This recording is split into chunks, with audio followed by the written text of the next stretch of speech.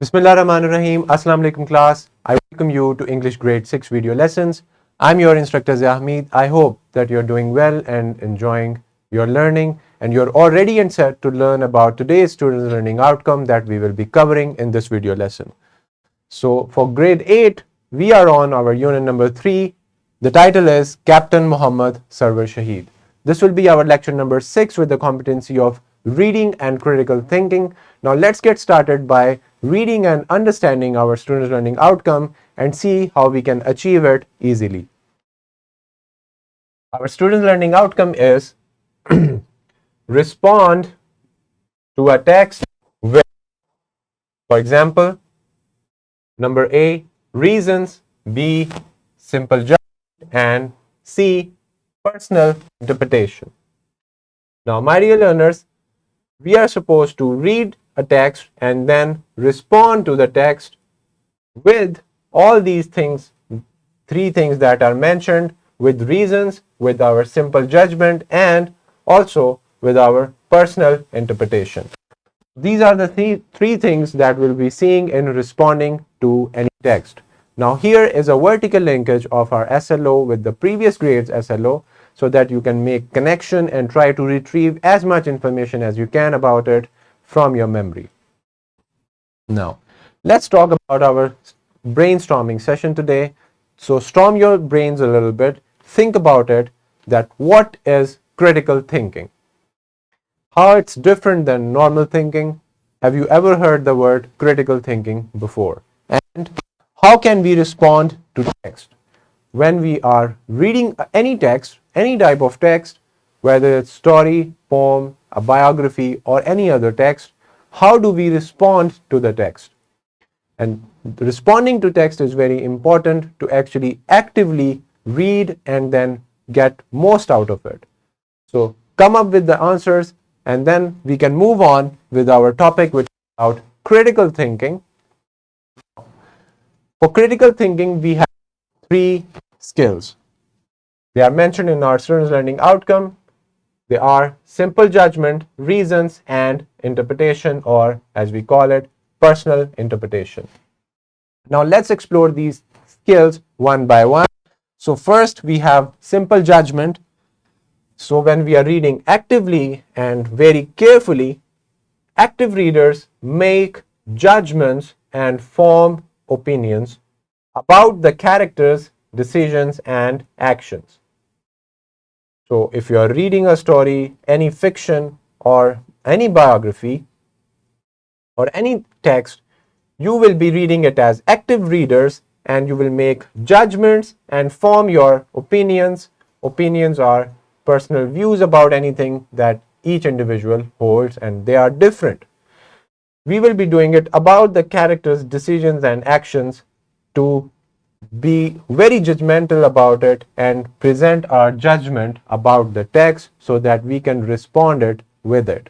Now, let's see how we can do a simple judgment with these 3 skills by asking questions, make connections, and form an opinion. First, you will ask as much questions as you can to get more information about it so that you can make connections about all these things together to form an opinion about it. Now, these are the skills that you need to have for responding to a text with your simple judgment. Now, let's see how do we make judgments for a text. So when you look at the whole situation and ask yourself these questions, after reading everything, the whole story, the whole lesson, the text, you will be asking questions to yourself like, is this fair? Whatever you have read, the situation, the scenarios, is this fair? And then, and what decision to have. So this is what you will be making your judgments on. Now, after this, let's talk about our personal interpretation, because interpreting a text is also comes in responding to text.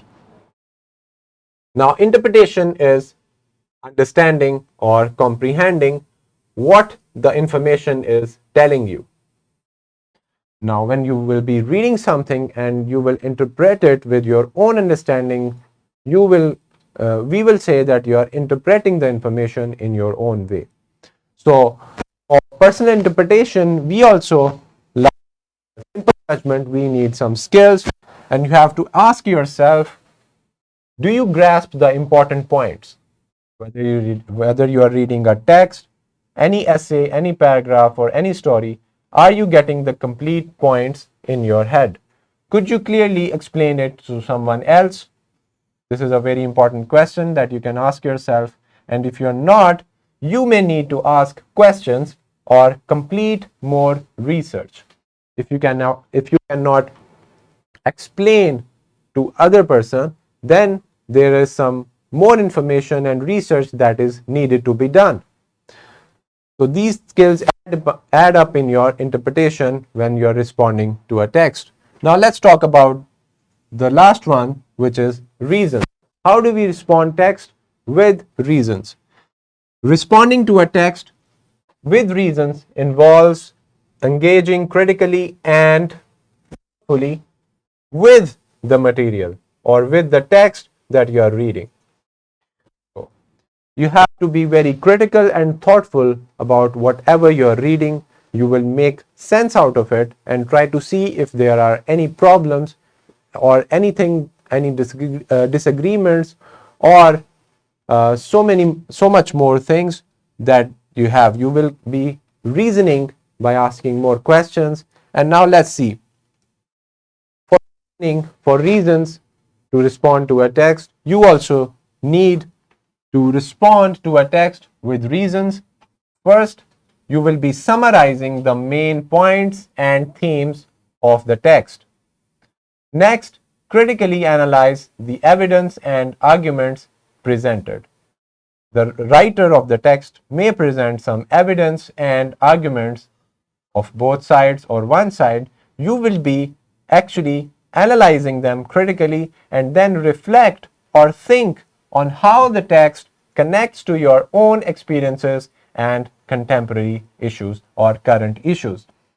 So you will be recalling your experiences to make sense of the text. Finally, provide a reasoned agreement or disagreement supported by specific examples from the text. Now, you may agree or you may disagree with the text that you are reading. Now is the time to come up with these with your writing when you are responding to a text. Now, dear learners, let's read the text together, and you can see that after reading, you can think about all these thinking skills with reason, with judgment, and with interpretation. So this is your page 25 of the book. Let's start it with the lesson. Here, first we will be reading a pre-reading. Share some words about the role and sacrifice of the Pakistan Army. Do you know some military awards? Share with the Captain Shaheed holds the honor of being awarded the Nishan-e-Haider. Nishan-e-Haider is the highest military award in Pakistan. It was given to Captain Raja Muhammad for the first time in the history of Pakistan. He fought bravely in the battlefield during the war in Kashmir against the Indian Army on July 27, 1948, and achieved martyrdom. Raja Muhammad Sarwar Shaheed was born in the Singori village in Gujar Khan, Tehsil of Rawalpindi on November 10, 1910. His father, Raja Muhammad Hayat Khan, served in the British Army as a constable. Raja Sarwar obtained his early education from the Islamia High School in Faisalabad. Since childhood, Raja Muhammad Sarwar, fond of reading and obtained a deep understanding of religious matters. His other hobbies were horse riding, hunting, and playing football. He joined the army as a sepoy in April 1929 and served in the Baloch regiment till 1941. He was commissioned in the Punjab regiment in 1944 and was promoted to second lieutenant the same year. In 1946, he joined the Punjab regiment and achieved the rank of captain some months before the partition. Now, here in this part of the lesson that we just read, we have a very good while reading question for you, that why are people rewarded with Nishane-e-Haider? Why do you think people are given Nishane-e-Haider for? Now, next page, next part of the text is, his battalion commander asked Captain Muhammad Sarwar to lead to a mission to attack an Indian position in the Uri sector. This was an important mission because it would make it easier for his battalion to carry out future operations. The Indian position was well defended, which made it challenging. Indian army had landed in Srinagar on October 1947 and since then advanced up to Uri. Indians had plans to capture in Kashmir. There was a need to stop Indian advancement in Kashmir and save innocent Kashmiris. Young Captain Sarwar decided to volunteer for the noble cause of defending Kashmir.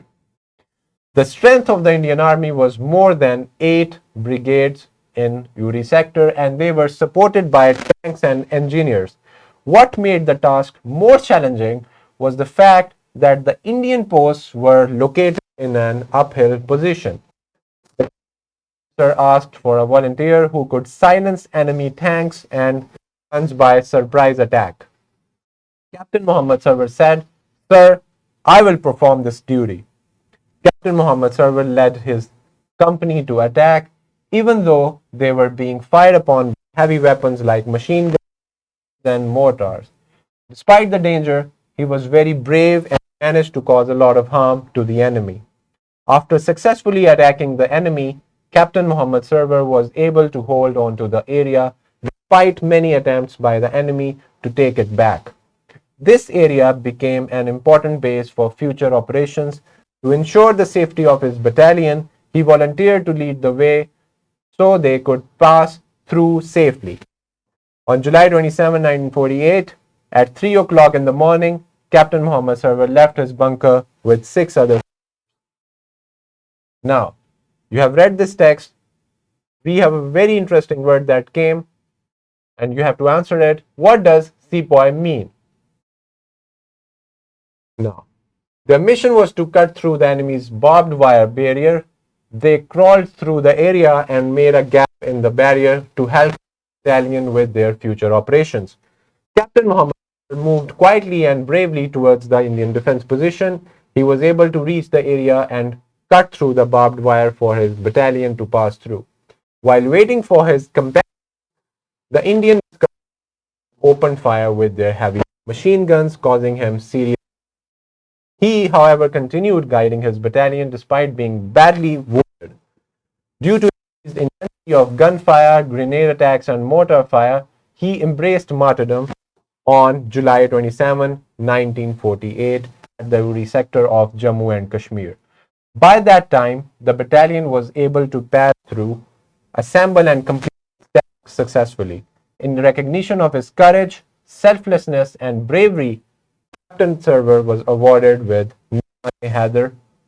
Captain Sarwar's heroic actions during the 1948 Indo-Pak War earned him widespread recognition and admiration, and he is remembered as the national hero of Pakistan.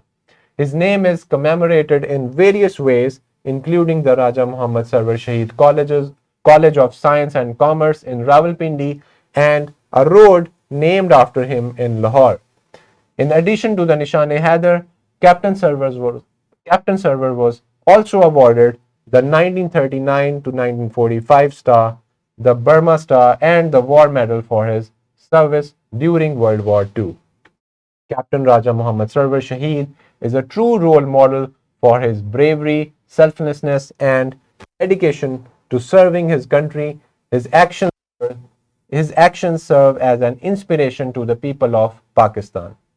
Now that we have read our text of the lesson, my dear learners, we will be solving this post-reading question, that what other awards did Captain Raja Muhammad Sarwar Shaheed receive for his services? You have to search about his life and his achievements and come up with other awards that he achieved during his lifetime. Now here is a glossary if you don't understand any difficult word. Here is a simulation video for your better understanding about responding to any text. For your classroom activity, you will be reading out the text and answer the following questions. Number 1, when and where was Raja Muhammad Sarwar born? From where did Raja Muhammad Sarwar get his early education, and why was the mission considered important? My dear learners, after successfully reading the text, you will be responding to the text with these questions. Now, let's talk about the worksheet that is attached with other resources that you can find and easily solve this worksheet. For your homework from page 27, you will be answering the leftover questions. When and how was Captain Muhammad Sarwar martyred? And number 5, imagine you are in a situation where you need to stand up for what is right, even if it's hard. What would you say or do? And an analytical question for you, that why is it important to remember the history of our heroes? Now, we have read the text and now it's time to respond to the text. Keep in mind all these 3 different skills that we studied, and then now you can respond to these questions to the text by answering these questions given. Now we are here at the end of our lesson with some resources. All these are available in the description of the video. My dear learners, thank you for listening. I hope that now you know that why responding to text is important, why do we respond to the text, and we do it with personal interpretation, reasons, and our simple judgment. We also saw some techniques and further skills for each of these 3, and we read the lesson and answered, and we observed that it's a biography of one of our national heroes of Pakistan. Now, you can respond to the text easily and efficiently. Till the next video lesson, my dear learners, stay blessed. Allah Hafiz.